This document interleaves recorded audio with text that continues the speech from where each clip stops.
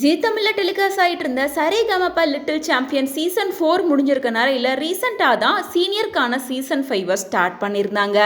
கடந்த 2 வாரங்களாக தொடர்ந்து செலெக்ஷன் ரவுண்ட் தான் நடந்துட்டு இருக்கு. ஸோ சீனியருக்கான சீசன் 5 ரவுண்டில் எல்லாருக்கும் சர்ப்ரைஸ் கொடுக்குற மாதிரி ஆக்ட்ரஸ் தேவயானியோட மூத்த மகளான இனியா கலந்துக்கிட்டாங்க. இனியா பாடும்போது இனியா தான் தேவயானியோட மகள் அப்படின்ற விஷயம் யாருக்கும் தெரியாது. மேலும் தேவயானியோட மகள் மயில் போல பொண்ணு ஒன்று அப்படின்னு பவதாரணி பாட்டின அந்த சூப்பரான பாட்டை தான் பாடியிருப்பாங்க. தேவயானியோட மகள் பாடி முடிச்சதுக்கு அப்புறமா தான் தேவயானி மேடைக்கு வந்து தன்னோட மகளை கட்டி அணைச்சு முத்தம் கொடுத்திருப்பாங்க. அதை தொடர்ந்து தன்னோட மகளோட டேலண்ட்டை பத்தி தேவயானி ரொம்ப எமோஷனலா சில விஷயங்களை பேசியிருந்தாங்க. அதாவது என் மகள் பாட்டு பாடும்போது நான் கொஞ்சம் பதட்டமா தான் இருந்தேன்.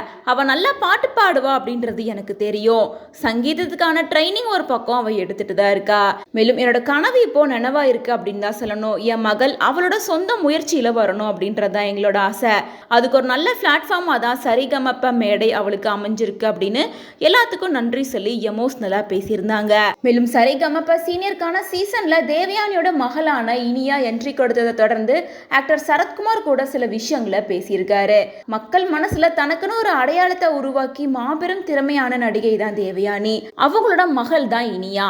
புலிக்கு பிறந்தது பூனையாகுமா அப்படிங்கிற மாதிரி தான் ஜீ தமிழ் டெலிவிஷன்ல சரிகமப சீசன் 5 போட்டியாளராக கலந்துக்கிட்டு சிங்கர் பவதாரணி அவர்களோட மயில் போல பொண்ணு ஒண்ணு அப்படின்ற பாட்டை பாடி நம்மளெல்லாம் மெய்சிலுக்க வச்சிருக்காங்க.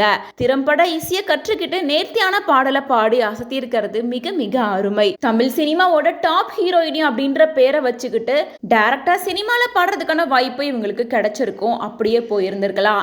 ஆனா தன்னோட சொந்த முயற்சியால சாதிக்கணும். அதனால சரிகமப நிகழ்ச்சி மேடையை சரியா பயன்படுத்தி மக்கள் மனசுல இடம் பிடிச்சிருக்கிறது பாராட்டுக்குரியது.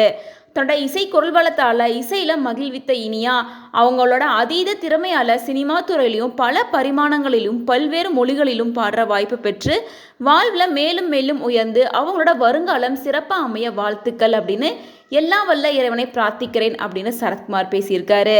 சரத்குமாரை தொடர்ந்து ராதிகா சரத்குமாரும் இனியாவுக்கும் தேவயானிக்கும் அவங்களோட வாழ்த்துக்களை சொல்லிட்டு வராங்க.